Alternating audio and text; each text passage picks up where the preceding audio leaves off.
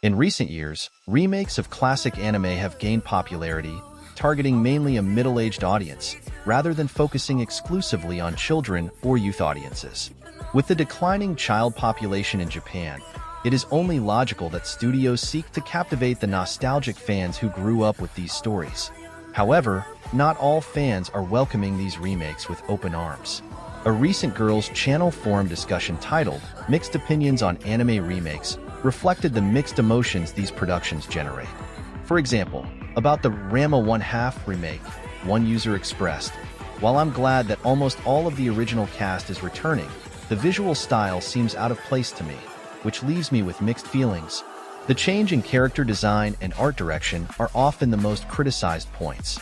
While it is difficult to exactly replicate the style and essence of the original productions, especially when the creative teams are no longer the same, these differences are often divisive among fans.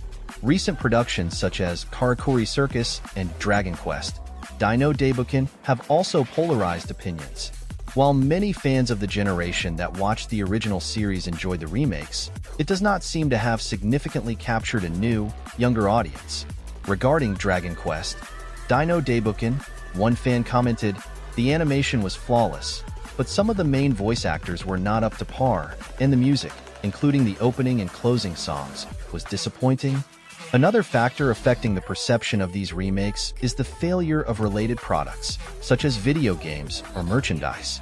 In the case of Dragon Quest: Dino Daibouken, a mobile game released during the broadcast was quickly canceled due to poor reception, affecting the overall image of the project. The remake of Grendizer U is another recent example that has generated controversy. Although the modern design of the characters has been well received by some, others consider it too generic and far from the original essence. However, franchises such as Gugugu no Kitaro, which have been repeatedly revamped over the decades, seem to have habituated their audience to the aesthetic and narrative changes. Many old-school fans long for specific elements of the original anime, such as the celluloid animation technique or the classic soundtracks. A clear example is the opinion about Tokyo Mew Mew. The original character design was better.